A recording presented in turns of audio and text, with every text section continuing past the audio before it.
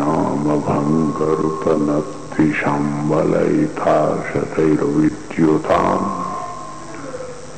कलिन्दगिरिनन्दनी तटसुरद्रुमालम्बनी मदीयमतिचुम्बनी भवतु कापि कादम्बनी। कृष्णाय वासुदेवाय हरे परमात्मने प्रणतक्लेशनाशाय गोविंदाय नमो नमः। हरे कृष्ण कृष्ण कृष्ण हरे हरे, हरे राम राम राम हरे हरे।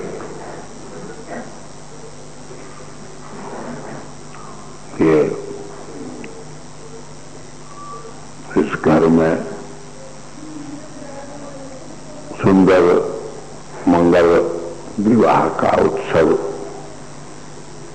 संपन्न हो रहा है। विवाह का मतलब है कि आप देखते हैं जैसे एक नहर होती है तो उसमें जगह जगह रोक लगा दी जाती है।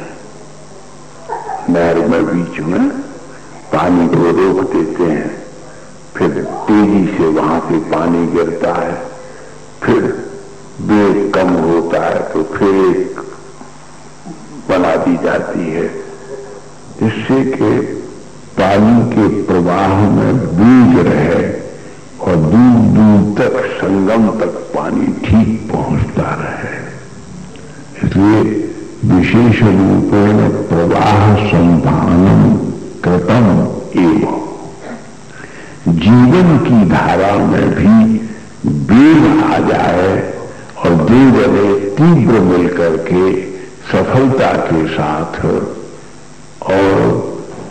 परिस्थितियों पर काबू पा करके स्थिति का निर्माण करके लक्ष्य तक पहुंच जाएं, इस उद्देश्य से विवाह की पद्धति की परंपरा हमारे देश में चली है। लेकिन इसके बाद ये हमारे देश में इसका एक आध्यात्मिक पक्ष है और बाहर तो केवल एक स्त्री पुरुष का मिलन है वहां, लेकिन यहां पर वो दो शरीरों का मिलन नहीं है, दो आत्माओं का मिलन है। और फिर थोड़ा आगे और गति बढ़ करके दो आत्माओं का एक साथ परमात्मा से मिलन है। ये विवाह शब्द का अर्थ है। विवाह की जो पद्धति पूर्व मीमांसा में वर्णित हुई है उसका तात्पर्य भी ये है कि छोटी छोटी बातों को लेकर के तकरार न हो और इकरार न टूटे, बल्कि वेगवंत होकर के अपने चारों तरफ आर पार अपनी तरह का वातावरण तैयार करके जीवन की चैतन्य की चेतन धारा को हम लक्ष्य तक पहुंचाएं। जीवन में प्रारंभिक दिनों में फिजिकली जो कुछ हम एंजॉय कर सकें, रिजॉइस प्राप्त कर सकें, वो एक अलग बात है। वो तो सारे पशु पक्षी कीट पतंग अंडज उद्भिद स्वेदज जरायु सब में होता है। लेकिन भारतवर्ष के विवाह का मतलब है कि एक दिन दो जने केवल शारीरिक सुख का उपभोग करते हैं, एक दिन आगे चल करके आत्मिक सुख का उपभोग करो और एक दिन अवश्य में इसका समापन इस पक्ष में हो कि दो आत्माएं एक परमात्मा के साथ प्यार कर सके। और इसकी भूमिका तैयार तभी होती है कि हमारे मन में आध्यात्मिक आस्था हो।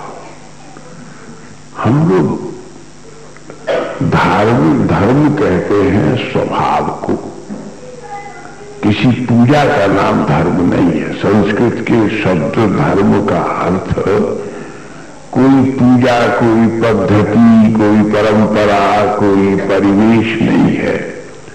धर्म का अर्थ है कि हम अपने स्वभाव को सच्चिदानंदमय, सत माने उत्तम बुद्धि से युक्त, चित माने निर्मल अंतःकरण के साथ उत्तम बुद्धि, सात्विक बुद्धि, शुद्ध अंतःकरण के साथ भी ऐसा विहार करे कि दिव्य आनंद की अनुभूति हमारे जीवन में हमको प्राप्त हो।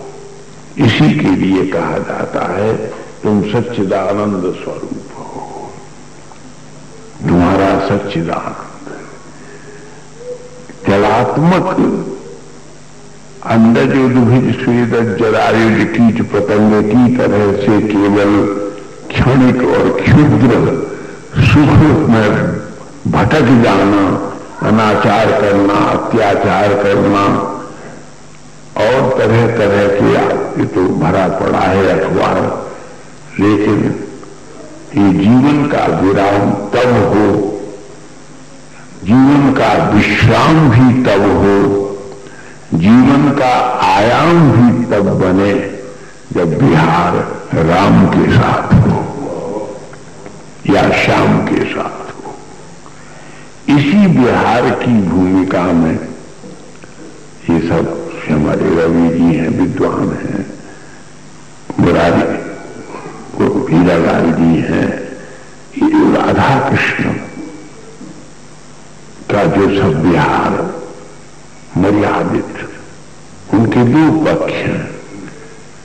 जब बालकपन का विहार है बिल्कुल अबोध काल का, शिशु काल का, तब वो राधा कृष्ण है। जब प्रौढ़ काल का विहार है तब वे ही रुक्मिणी कृष्ण है ना। उससे समाज की मर्यादा, व्यक्ति की प्रतिष्ठा, युग का सुधार और जीवन का समीचीन उपसंहार हो सकता है।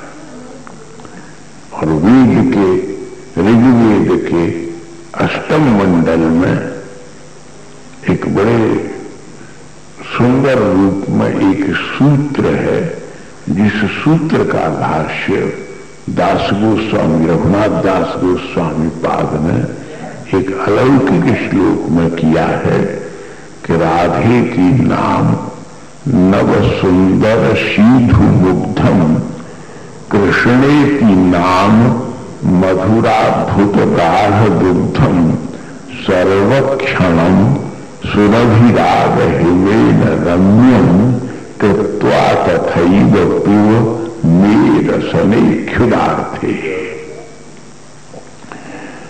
हम अब श्लोक को ज्यादा लंबा तो नहीं करते, तो संकीर्तन का आनंद ले रहे हैं, लेकिन रसने क्षुदार्थे, जिस चीज से हम घबरा रहे हैं अगर उसको आध्यात्मिक दिशा में मोड़ दो तो जिंदगी में सबसे ज्यादा जरूरत है प्यास लगना, तृषा होना और पानी प्राप्त कर, सुंदर निर्मल मीठा पानी प्राप्त करने की चेष्टा करना। तो बिना तृषा के, प्यास के बिना अमृत भी स्वादिष्ट नहीं लगेगा, और भूख प्यास तेज हो जाए तो कोई चीज भी हमको रुचिकर और सुंदर लगने लगेगी। तो जीवन में प्यास भी हो, किस बात की? जैसे मुंह सूखता है, अगर आप लोग ध्यान से देखो तो शांति के एक अमृत घूंट के लिए संतोष के एक अमृत बिंदु के लिए हमारी आत्मा भी तड़प रही है और तरस रही है। कितने भी घड़े पानी पी जाओ। सुखदेव जी से मैं परीक्षित से पूछा, कुछ और इच्छा हो तो कहो, तो एक ही बात कही कि मेरी कोई तृष्णा नहीं है। कुर्वन्ति त्वं मुखाम भोजच्युतम हरि कथामृतम। मेरी अब कोई तृष्णा नहीं है, मैं पूर्ण तृप्त हो गया। नैषापि दुस्साहात् क्षुण्मां त्यक्तो दमपि बाधते पिबन्तं त्वं मुखां भोजच्युतम हरि कथामृतम। विवाह जीवन का आरंभ है, लेकिन जाना बहुत कलात्मक होना चाहिए। बहुत शांति, संतोष, आनंद, हम सब प्रकार के त्याग, विराग और अनुराग से युक्त होना चाहिए। त्याग और विराग ये दोनों अनुराग के ही दो अंग हैं। उसकी पाठशाला ये गृहस्थ आश्रम है और हम पति पत्नी ही दो उसके स्नातक हैं, विद्यार्थी हैं, जो बोर्ड के ऊपर जैसे ABCD या आई का अभ्यास कर लेते हैं और फिर प्रतिभा होने पर हम ग्रंथों की रचना कर देते हैं। एक दिन विवाह शुरू होता है, दो अंचलों की ग्रंथि से गांठ बांध करके एक दिन जीवन की समाप्ति होती है, अपने ही हाथों से सारी पड़ी हुई गांठों को खोल देने से। ग्रंथियों का विमोचन, उन ग्रंथियों का, समस्याओं का, प्रॉब्लम्स, स्ट्रेस, टेंशंस, स्ट्रगल्स, तरह तरह के और भी जीवन में उतराव चढ़ाव, कोई आया दुख दे गया, कोई गया तो दुख देगा, कोई रह रहा है बहुत दुख दे रहा है, दुखाद बहुतरम लोके। उन सब में हमको ताप मिल रहा है और वो ताप शांति की प्यास जगा रहा है। हम दोनों मिलकर के और अगर उस अमृत का संचय कर लें और जीवन में शांति का, संतोष का एक अमृत घूंट यदि परस्पर में एक दूसरे को माध्यम बना करके पी लें, तो जब तृषा शांत हो जाएगी तो एक समय आएगा जब सब पूछेंगे कोई इच्छा हो तो बताओ, तब हमारी श्वास श्वास, हमारी नस नस, हमारा प्राण प्राण कहेगा हम आप्तोस्मि, तृप्तोस्मि, अनुग्रहीतोस्मि, पूर्णोस्मि। हम पूर्ण हैं, हमें कोई अपेक्षा नहीं है। किसी और को शांति चाहिए, श्रेय चाहिए, समाधान चाहिए तो हमारे द्वार से आकर के ले जाओ। अगर इस विवाह के बाद हमारे जीवन में ये तृप्ति हो जाए, संतुष्टि हो जाए, ये सुखानुभूति हो जाए, ये प्रगति हो जाए, ये जागृति हो जाए, अध्यात्म की ये अभिलाषा हो जाए, तो हमने मनुष्य जीवन की मंजिल पूर्ण कर ली है। और ये दो जो नए मिले हैं, ये जीवन में इस पूर्णता को प्राप्त करें। ये उनके जीवन में पूर्णता का हर साल वेडिंग सेरेमनी तो मनेगी, लेकिन वेडिंग सेरेमनी के पीछे क्या स्थिति है, कहनेवास कैसा है, उत्तम नहीं है। कहनेवास इतना निर्मल है, हम लोग एक दूसरे से संतुष्ट हैं, एक दूसरे के प्रति समर्पित हैं, एक दूसरे से तृप्त हुए हैं और दोनों मिलकर के अर्धनारीश्वर का रूप हो करके हम भगवान की अर्चना में, आराधना में अपना जीवन यापन कर रहे हैं। हमको शांति मिले, शांति मिले, श्रेय मिले, समाधान मिले, लोक सेवा करने का सौभाग्य मिले, राष्ट्र को हमारा सहयोग मिले, परिवार को हमारा आश्रय मिले, जीवन को हमारी चेतना मिले। यही संकल्प की पूर्ति यदि आध्यात्मिक संकीर्तन के द्वारा, कथा के द्वारा, संतों के समागम के द्वारा हमको प्राप्त हो जाए तो हम एक सक्सेसफुल व्यक्ति के रूप में समाज की कसौटी पर खरे उतर करके लोगों की स्मृति में अमर हो जाएंगे। इन्हीं शब्दों का आशीर्वाद देकर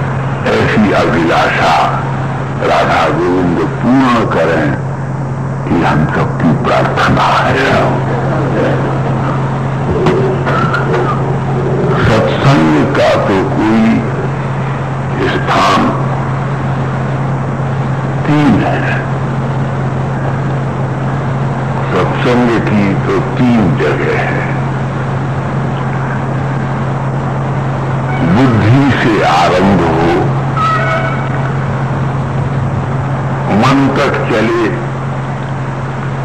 और मन से गतिशील होकर के आत्मा के पटल पर पहुंचे और वहां से तरंगित होकर के स्वयं अपने इष्ट देव तक उसकी धाराएं, उसकी लहरें पहुंचे और हमारे सत्संग के प्रत्येक चिंतन के रस की प्रत्येक बूंद से भगवान के चरण कमल का अभिषेक होता रहे। कथा और संकीर्तन ये दो ही कलिकाल के परम धर्म हैं और सत्संग की ये दो ही धारा हैं, दो प्रकट धारा, एक गुप्त। कथा और संकीर्तन प्रगट धारा है और मन के भीतर उनसे उत्पन्न होकर बहने वाली जो प्रिया जी के माथे के सिंदूर की तरह से अरुण जो मंगल है वो भावधारा सरस्वती की धारा है। और चाहे इसके प्रयत्न के पीछे, उद्योग के पीछे, संकल्प के पीछे, मनोरथ के पीछे, प्रयत्न के पीछे कोई भी हो, लेकिन इस बात को कभी नहीं भुलाया जा सकेगा कि नहर से उठकर के पुरुषोत्तम दास जी के मंदिर में और पुरुषोत्तम दास जी के मंदिर से बहती हुई यहां आकर के उस धारा में संगम किया। इस धारा को हम लोगों की भाव की धरती पर लाने वाले भगीरथ तो मदन लाल जी हैं, है ना? और अब इतने कितने लोग घाट के ऊपर नित्य पुरातन भी आते हैं, नवीन भी आते हैं, तरुण भी आते हैं, वृद्ध भी आते हैं, माताओं के संस्कारों से अनवर्ती होकर के बच्चे भी आते हैं और आते रहे। जो तीन प्रकार के लोग होते हैं, एक तो आरंभ शूरा, कालिदास ने कहा है। एक तो वे लोग हैं जो बड़े जोश में, उत्साह में आकर के किसी शुभ कृत्य का शुभारंभ करते हैं, लेकिन जब आगे रुकावटें आती हैं, विघ्न आती हैं, कुछ प्रश्न खड़े होते हैं, कुछ परिस्थितियां आती हैं, कुछ अवरोध होते हैं, कुछ विरोध भी होते हैं, तो फिर वे शूरवीर रुकते नहीं हैं। वे केवल आरंभ वीर नहीं रहते, जिसका अंगीकृतम सुकृतिनः परिपालयन्ति न्याय्य पदम प्रविचलन्ति पदम नधीरा। एक बार भी महत्पुरुष, सत्पुरुष और साधारण पुरुष का भेद यही है कि साधारण पुरुष नित्य नए संकल्प करते हैं और प्रत्येक संकल्प के पीछे विकल्प के कितने पशु दौड़ते रहते हैं, लेकिन श्रेष्ठ व्रती पुरुष वे होते हैं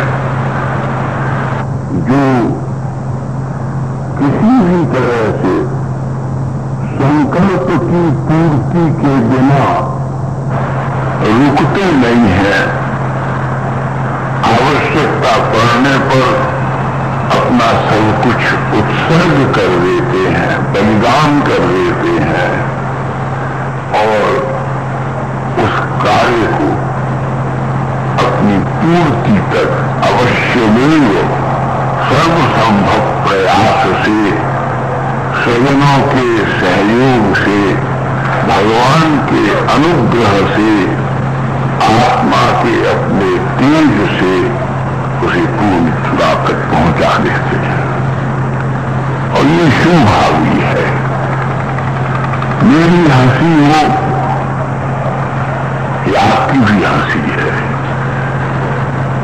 मेरा गौरव हो या आपका भी गौरव है, मेरी सफलता है, उसके पीछे आप सब जैसे एक विराट भगवान छोटे से मधुर श्री कृष्ण आगे खड़े हैं, लेकिन सहस्रों मुख, सहस्रों बाहु, सहस्रों पाप, सहस्र नेत्र, सहस्र कर्ण, सहस्र लाख, सहस्र मुकुट होकर के जैसे विराट रूप में ठाकुर पीछे खड़े हैं, ऐसे किसी भी व्यक्ति की सफलता के पीछे संपूर्ण जनता का विराट स्वरूप खड़ा रहता है और उसमें सबका गौरव होता है, सबकी गरिमा होती है, सबकी गिरा होती है, सबके भीतर का गिरवा होता है। गिरवा कहते हैं देवत्व को, अपने भीतर रहने वाला देवता, उसके भीतर का गिरवानत्व होता है और उसकी अपनी महिमा मंडित, मधुरिमा मंडित, गरिमा मंडित व्यक्ति ही कालांतर में चल करके जनता की भावना की भूमि पर भगवान के ही विराट तेजोमय स्वरूप की एक चिंगारी बन जाता है, एक कणका बन जाती है। हम सपना देखें यह एक स्वाभाविक है, लेकिन हम ऐसी साधना करें, ऐसी संपूर्ति करें, अपने वचन को स्मरण रख करके उसकी प्रक्रिया, उसकी क्रियात्मकता, उसकी हुई अपने वचन की सुरक्षा इस प्रकार से करें कि फूल तो एक छोटी सी अपनी सीमा में खिला रहता है, लेकिन पवन के झकोरों पर बैठ करके उसके यश की सुगंध बहुत दूर तक महकती रहती है। और सुगंध का, और इस बात को मेरी मदन लाल जी की बराबर की आयु है, संबंध तो एक 3 संबंध वेद ने स्वीकार किए हैं, मातृदेवो भव, पितृदेवो भव और आचार्य देवो भव। माता पिता और गुरु ये 3 वैदिक संबंध है। वो आज इन संबंधों की मर्यादा नहीं रही है, इन संबंधों के प्रति सत्कार का, आदर का भाव नहीं रहा है, लेकिन फिर भी ये तीनों संबंध वैदिक है, शाश्वत है, सनातन है, मानवीय है और देवत्व से पूर्ण है। तो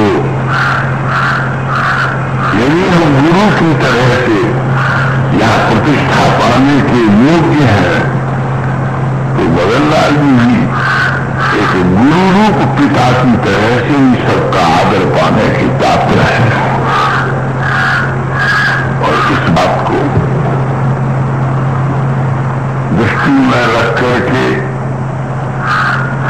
कुछ कारणों से मुझे जयशंकर प्रसाद जी का एक बड़ा सुंदर छोटा था पंक्तियों का पद याद आ रहा है।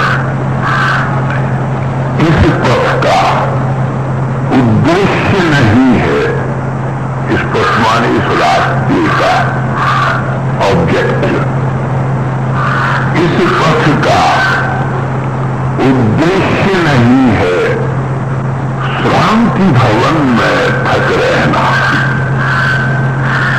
इस रास्ते का लक्ष्य नहीं है कि हम निराश होकर के, डिसहार्टेंड होकर के, डिसअपॉइंटेड होकर के, डिसग्रेस्ड होकर के और भी किसी कारणों से थक करके, निराश होकर के काम को छोड़ करके डूब जा बैठे। इस पथ का उद्देश्य नहीं है शांति, थक करके, बल्कि वहां पहुंचना जिसके आगे राह नहीं, वहीं आकर के पुस्तक का उद्देश्य नहीं है शांति भवन में टिक रहना, किंतु पहुंचना उस सीमा पर जिसके आगे राह नहीं। उस सीमा पर जाकर के ही रुकेंगे जिसके आगे और चलने की रास्ता भी नहीं है, गुंजाइश भी नहीं है, और जहां ये अनुभूति है कि हम अपने कार्य में पूर्ण हो गए। इसलिए अगर एक बात भागवत में कही है, अकैतवोत्र परमो निरवत्सराणां सतां वेद्यं वास्तवमत्र वस्तु शिवदं तापत्रयोन्मूलनम्। अकैतवोत्र परमो,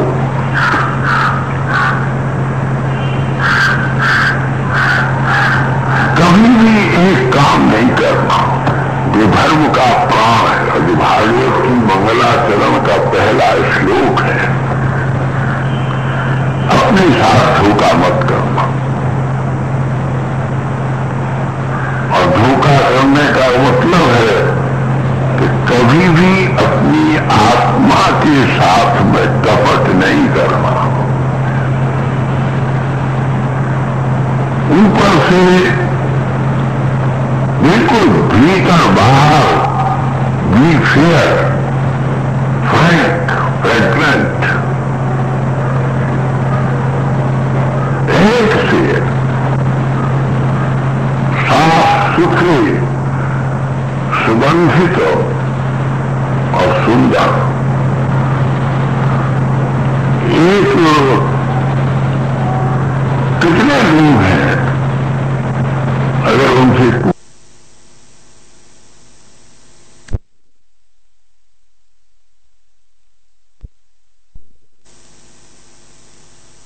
गति है और तुम अधिष्ठातृत्व के संपूर्ण वैभव से आढ्य हो, ये जानते हुए भी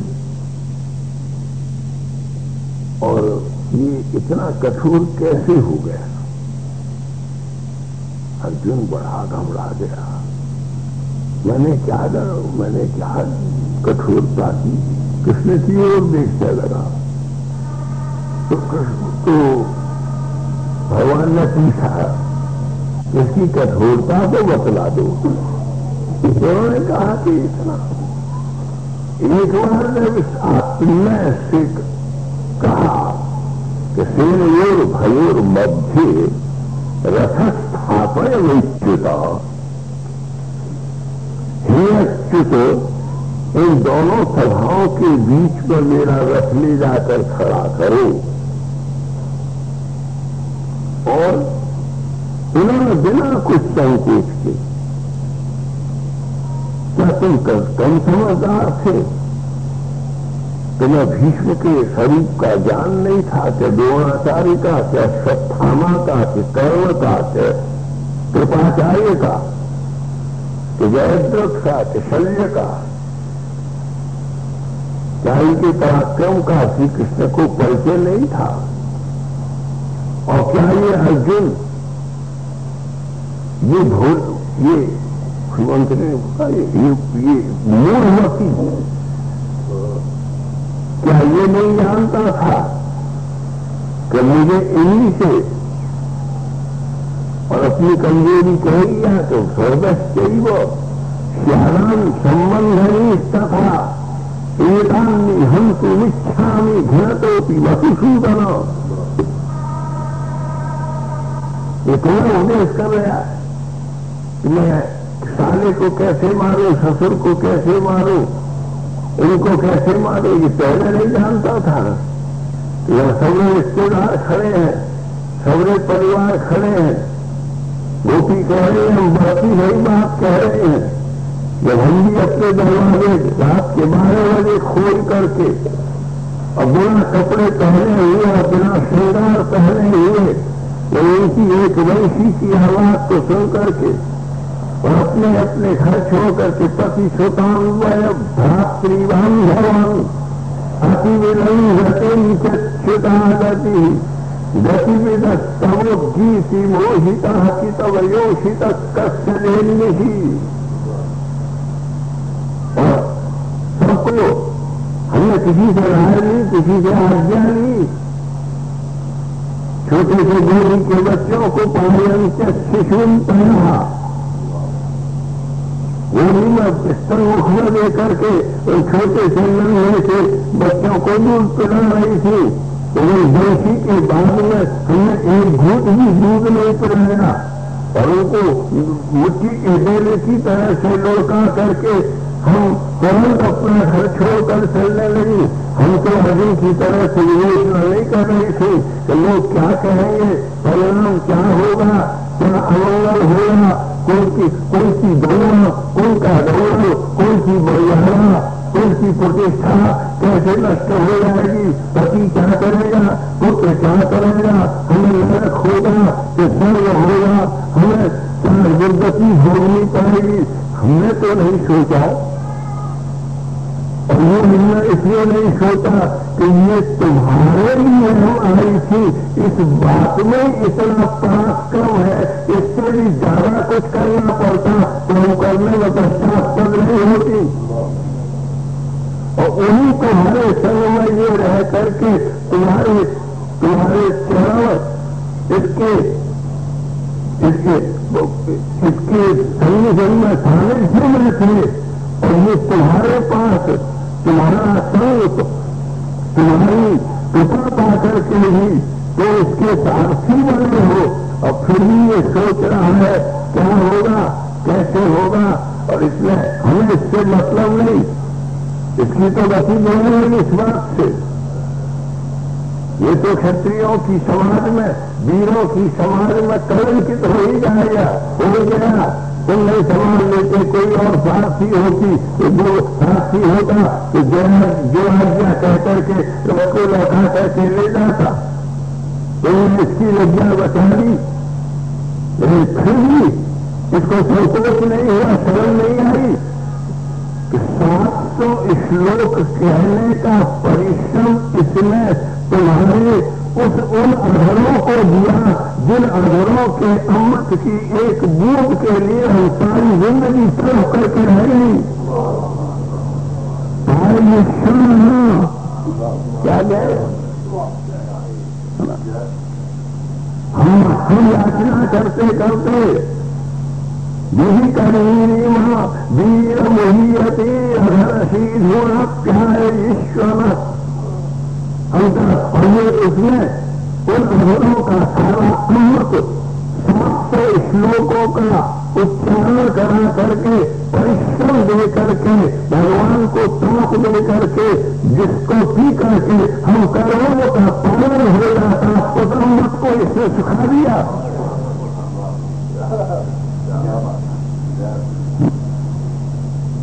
अब रस की बात दुख रस की तरह तो बहुत। इसलिए अर्जुन को एकदम जब आपने कह दिया कि कर, तो फिर पुत्र का, शिष्य का, मित्र का, बंधु का कर्तव्य ये है कि प्राण की बाजी बता करके भी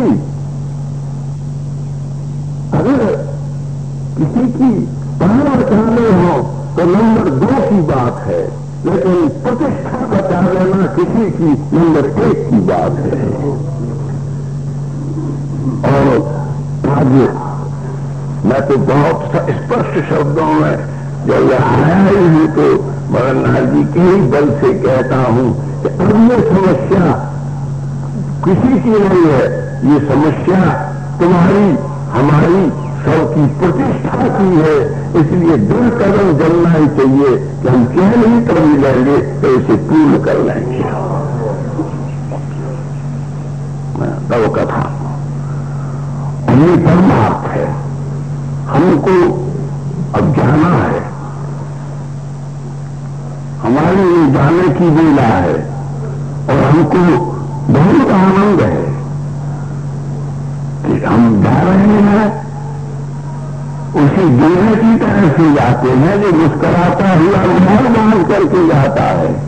हम सजनों के हाथ का मुकुट पहने हुए और अपने जनों की सहानुभूति के गुलाब से छिड़काव, गुलाब जल के छिड़काव से भीगे हुए हम जा रहे हैं। हमको तुम याद करोगे, जब तुम हमको याद करोगे तो मुझे भी याद करना कि एक दिन तुम्हारे जानकर ही हम तुमसे हाथ जोड़कर ये कहने के लिए आए थे, जब बात उठाई है तो पूरी करके छोड़ना। और ये जीवन की एक, अब ये कोई कहते हैं कि ये प्रतिष्ठा की भूमि नहीं है, ये छोटी बात है। कामी कंचन कीर्ति कवल कादम्ब कुर्मी, ये मनुष्य के वासना के परिणाम है, ये जीव की सामाजिकता के परिणाम है। We are social animals, we are social people, creatures. तो हम कामनी कंचन कीर्ति को देखते हैं, लेकिन कामनी कंचन और कीर्ति नहीं, सब जिसमें समा जाए उसके लिए एक स्पिरिचुअल एक वर्ड है, एक शब्द है कि ये हमारे श्रेय का विषय है। ये अब हमारा श्रेय हमको प्राप्त होना चाहिए। और किस नीति से, किस रीति से, किस स्मृति से, किस श्रुति से और किस आध्यात्मिक प्रवृत्ति से हमको अपने लक्ष्य तक पहुंचना है, इस कर्म का उचित संपादन करना है, ये आपको सब विवेकशील हो, सुपठित हो, उस प्रकार का विचार करना चाहिए, विवेक से निर्णय लेना चाहिए। और अब बात हो गई, ठीक हो गई तो, गलत हो गई तो, लेकिन अब ये अवश्य में हमारी आंखें, और मैं अपनी आंखों के भीतर ही मदनलाल जी की भी दृष्टि रख करके कह रहा हूं कि अब हम उस क्षण की प्रतीक्षा में हैं जब मंदिर का पाठोत्सव हो और यहाँ पर फिर सुंदर सत्संग का आयोजन हो और हमको भी इस सत्संग में यहीं के किसी कोठरी में, झोंपड़ी में रह करके आप लोगों की सेवा करने का सौभाग्य सुयोग सुलभ हो। इसलिए मुझे, मैं कह रहा था, मैं थोड़ा था कोई भगवत चिंतन की ओर अग्रसर होता हूं कि भागवत में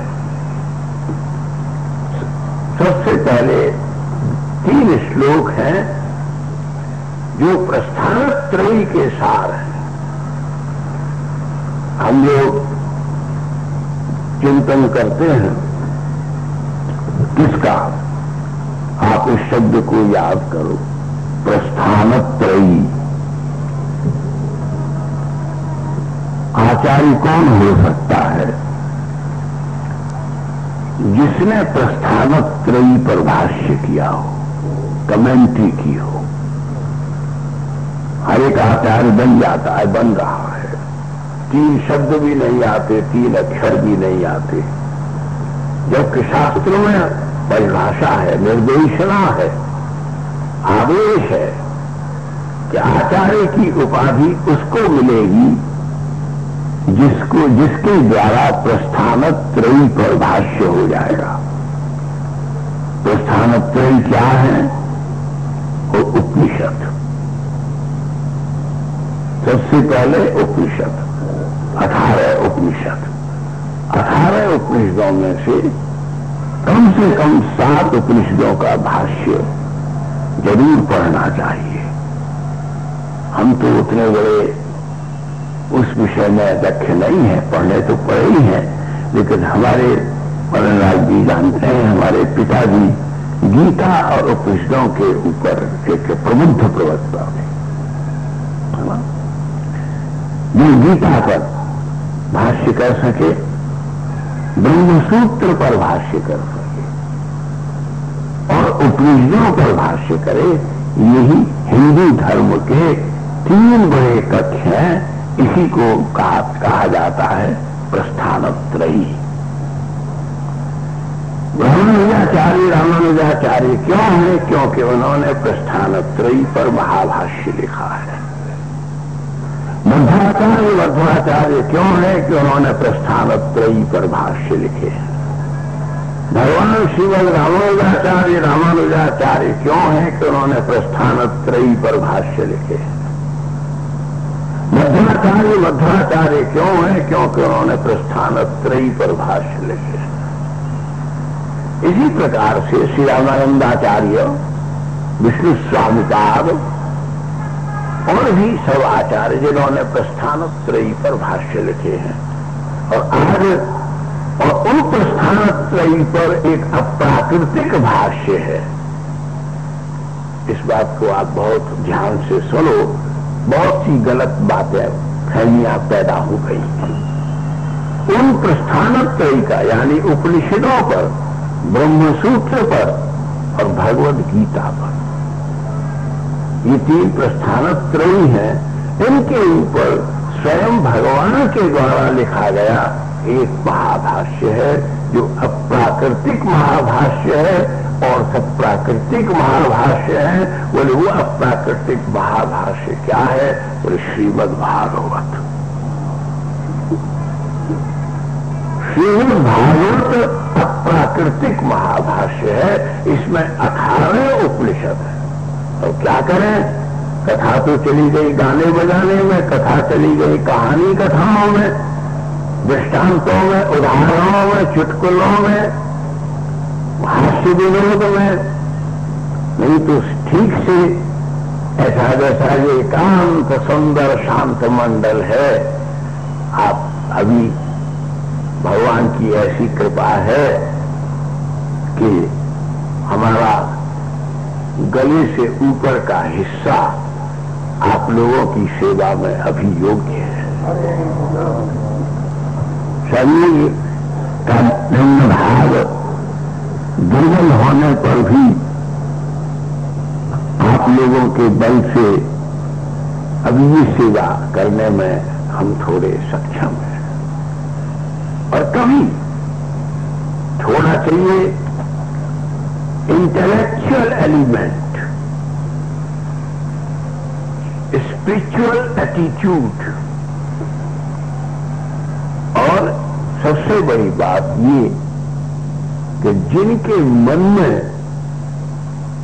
भगवान के अंतिम समय से पूर्व अपने इष्ट के रूप में जिन भगवान का आपने आराधन किया है, देखो कितने उदार पक्षपात की नहीं कर रहे। जिस भगवान श्री राम के रूप में, श्री शिव के रूप में, श्री सूर्य के रूप में, श्री भगवती के रूप में, श्री गणेश के रूप में, ये स्मार्त धर्म है। स्मार्त धर्म के ये 5 देवता हैं। अब इनमें जैसे 5 भाई हैं, एक लड़की एक घर में ब्याही आई, तो पति तो एक ही है, लेकिन जेठों की और देवरों की भी जैसे वो इज्जत करती है, प्रणाम करती है, ऐसे ही वैष्णव धर्म में हमारे प्राणनाथ तो एक श्री कृष्ण श्रीमन नारायण ही है, लेकिन देव देश की तरह से हम सब देवताओं का आदर करें। किसी का अनादर करना, किसी की उपेक्षा करना, अपने पति को छोड़ करके अन्य किसी से अपेक्षा करना, है ना। किसी ने एक पति थे, उसके एक मित्र थे, बहुत अंतरंग, बहुत सदाचारी, बहुत संत। तो घर की बहू ने भोलेपन से अपने मित्र से कहा कि तुम मेरे लिए एक बाजार से साड़ी ला दो ना, बढ़िया सी। तो उसने मित्र ने बड़े आश्चर्य से पूछा, भाभी मेरे भैया मित्र तुम्हारे लिए साड़ी नहीं लाते हैं? भैया बच्चे तो साड़ी नहीं लाते हैं? तो नहीं तो छोड़ दो, मत लाओ। और नहीं, उन्होंने अपने मित्र से पूछा, मित्र तुम भाभी को साड़ी लाकर नहीं देते हो? इतनी सौम्य शांत साध्वी विदुषी, इतनी अनुकूल रूपवती तेजस्विनी, ऐसी भाभी का तुम अनादर करते हो, उपेक्षा करते हो, साड़ी लाकर नहीं देते? तो उसके नेत्रों से पानी बहने लगा। उसने कहा, हाँ भैया, मैंने कभी सोचा ही नहीं, ये बात मेरे मन में फूरी नहीं। बोले क्यों? बोले कि मैंने केवल ईमानदारी से मुझको ऑफिस से या कहीं से एक पैसा भी मिलता था, मैं उसे तुम्हारी भाभी को ला करके दे देता था। मैं आप इनसे पूछो कि मैंने अपने हाथ का खरीदा हुआ एक फल का या किसी खाद्य वस्तु का टुकड़ा भी अपने मुख में रखने का पाप नहीं किया। तो पत्नी लज्जित हो गई और मित्र बोले, क्यों भाभी, ये क्या कह रहे हैं? बोले ठीक कह रहे हैं। तो भाई फिर मैं मजबूर होकर के तुमसे कह रहा हूं कि तुमने मुझसे साड़ी मांग करके, मैं तो तुम्हारा छोटा भाई हूं, तुम्हारा पुत्रवत हूं, लेकिन आज तुमने अपने कुल के गौरव को और गरिमा को सोने के शिखर से फेंक करके कीच के गड्ढे में गिर दिया है। ठीक है, बात उपासना की है कि हम दूसरे के आगे हाथ पसारे तो हमारा पति श्याम सुंदर क्या माथा लज्जा से नीचा करके जब ये कह रहे हैं कि मैंने तो अपनी कृपा के भंडार की पानी ही इसको दे दी है, फिर मैं ये नहीं देता हूं कि वो नहीं देता हूं, ये नहीं करता हूं, सब कुछ अधिकार इसको दे दिया है, तो फिर दूसरे भक्त को कहना ही पड़ेगा कि तुमने ठाकुर की गौरव गरिमा को ऊपर से नीचे फेंक करके अत्यंत तिरस्कृत किया है। इसलिए धर्म का तत्व सूक्ष्म है। धर्मस्य तत्वं निहितं गुहायाम्। आपको समझो, अपने क्या खाते हो, क्या पीते हो, क्या पहनते हो, क्या कैसे रहते हो, ये घर की बात है, लेकिन किसी दूसरे के सामने कहने से जैसे अपने घर की गरिमा मिटती है, ऐसे ही अपनापन, अपना अहंकार, अपनी आसक्ति, अपना अंग, अपना मन, अपनी बुद्धि, अपना चित्त, अपना अहंकार, अपने किए हुए कर्म, अपने भाव, अपने संकल्प, अपने व्रत, अपने किए हुए सारे के सारे आयास प्रयास, सारे ये सब के सब जिन्होंने एक श्री कृष्ण के चरणों में समर्पित कर दिया है, उनकी श्रद्धा, उनका विश्वास, उनका दोष, उनका पाप, उनका सद, उनका असद, ये सब का सब श्री कृष्ण के ही का ही है। और इसमें जो भी कुछ हित करेंगे हमें अपनी तरफ से परिहार, परिष्कार, प्रायश्चित, पश्चाताप, परिमार्जन पृथक रूप से करने की कोई आवश्यकता नहीं है। हम भीगी आंखों से एक बार जब ठाकुर के चरणों में अपना माथा झुका देंगे तो याद रखो तो भगवान शिव के माथे की गया तुम्हारे माथे पर लहरा रहेगी। भगवान विष्णु के चरणों की निकली हुई विष्णुपदी तुम्हारे भाग्य को भिगोएगी और भगवान के भीतर की निकली हुई अमृत धारा तुम्हारे जीवन को आनंद, सुख, शांति से संपूर्ण कर देगी, जीवन की संचेतना का। लेकिन गृहस्थ का और श्रीमद् भागवत में कहा कि अकैत वोक्त परमो निर्वत्सराम सताम द्रोज्यम भास्करवत्त वस्तु शिवदम तापत्रयोन्मूलनम। एक प्रेम में सब कुछ मिल जाता है, कुछ भी बुरा नहीं है। प्रेम में झूठ बोलना भी बुरा नहीं है। अपनी प्रिया के साथ में प्रणय में झूठ बोलने को रस का रूप माना है, झूठ नहीं है ना। परस्पर में हास्य विरोध करें, स्त्रीषु नर्म विवाहे च प्रत्यर्थे प्राण संकटे तमो ब्राह्मणार्थे नान्यतम स्यात् जुगुप्सितम। स्मृति का वाक्य है, नान्यतम स्यात् जुगुप्सितम, अनृतम जुगुप्सितम न स्यात्। झूठ बोलना पाप नहीं है, झूठ बोलना शोभा है, पर तुम झूठ बोलना शुरू मत कर देना। नान्यतम स्यात् जुगुप्सितम। उनमें से प्रणय वार्ता में भी दोनों पति पत्नी हास परिहास में, अब प्रत्येक ही आदमी कहता है, तुमने भी कहा होगा, हमने भी अपनी समय में कहा होगा, हम चंदा तोड़ लाएंगे और तारे तोड़ लाएंगे और तुम्हारे लिए ये कर देंगे, जबकि गट्ठा भी नहीं खोज सकते। हाथी को मारने की बात कही, चूहा को देख करके डर के भाग जाते हैं। लेकिन तो प्रणय की बात है, प्रणय की रीति है, इसको रीति काव्य कहते हैं। रीति का मतलब है जिसमें प्रणय ही उद्देश्य हो, इसलिए रीति परंपरा हिंदी साहित्य का एक विभाग है।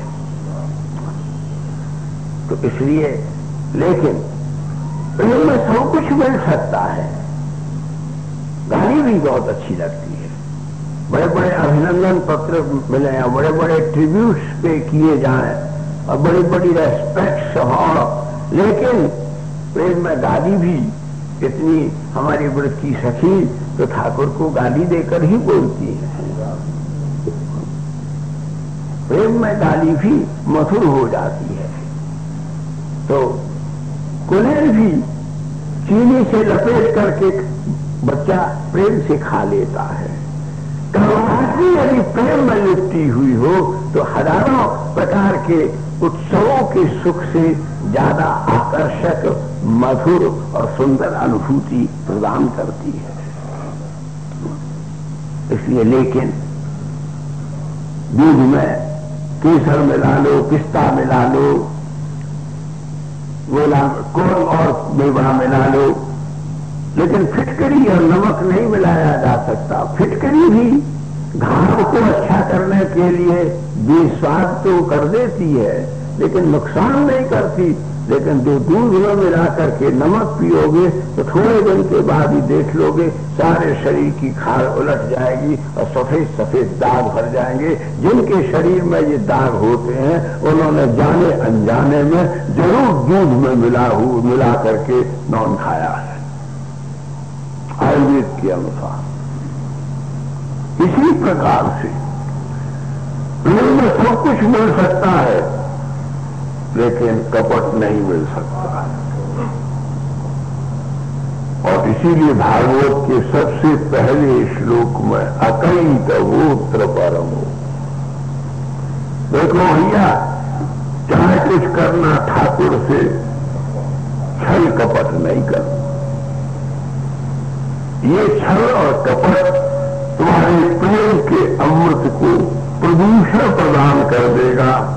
जैसे दूध में गिरी हुई मक्खी और फिर उसके प्रति एक ग्लानि उत्पन्न कर देती है, ऐसे ही ये कपट जब मरी हुई तुम्हारे जीवन के अमृत के दूध में मिली हुई दीख पड़ेगी तो बहुत स्वादिष्ट और सुंदर होने पर भी सत्पुरुष के सेवन करने में ग्लानि उत्पन्न हो जाए। उसके कई तो उत्तर पर हो। सब चीजें याद रखिए, कपट कपाट मत बंद करो। कपट लोहे के जंग खाए हुए कपाट हैं, जिनके बंद हो जाने पर यानी वृत्ति में कपट के आ जाने पर मनुष्य की जीवन की संचेतना को जागृत करने के लिए आत्म प्रबोध का पुरुष, सत्य निष्ठा का संकल्प और भगवत कृपा का दिव्य पय हो, भीतर प्रवेश नहीं कर सकेगा। जागृत क्या गहरी नींद में, मोह की नींद में, अकर्तव्य की नींद में, निराशा की नींद में, अज्ञान की नींद में, अहंकार की नींद में, विषयों की आसक्ति की नींद में क्या तुम नशा करके सो रहे हो? उठो, हड़फड़ा करके उठो, उठ करके खड़े हो जाओ। उत्तिष्ठ उत्तिष्ठ उत्तिष्ठ, ये कह रहा वैदिक प्रबोधन है। उत्तिष्ठ हो जाओ और वर्णन लाना। अपना चेहरा मुरझाया काला काला, इसके भीतर कोई अपराध होता है, इसके भीतर कोई पाप होता है, जिसने किसी के साथ विश्वासघात किया होता है, जिसने किसी को धोखा दिया है, जिसने किसी को दिए हुए वचन को तोड़ा है, उसका चेहरा वर्णन नहीं हो सकता है। उसका चेहरा तो अपने ही कालेपन से काला हो जाता है। परम तप, भगवान भी कहते हैं कि तू उत्तिष्ठ परम तप। अर्जुन इस मोह का त्याग कर, उत्तिष्ठ, उठ करके खड़ा होगा और युद्धाय कृतनिश्चय, जूझ। लेकिन तू जीत और हार को, सफलता को और असफलता को, तो हानि को और लाभ को इनका यदि विचार करेगा तो तेरे पल्ले कुछ नहीं पड़ेगा। महास्वर युद्ध तो मुझे याद किए जाए और जूझेगा, विश्वास कर विजय पूरी होगी। ये गीता के वाक्य है। और इन वाक्यों के साथ में जो हमको कहा था, कुछ शब्दों से, कुछ भावों से, कुछ आंखों के इशारों से, और कुछ झुकी हुई आंखों से, और कुछ उठी हुई आंखों से हमने आपके सामने कह दिया।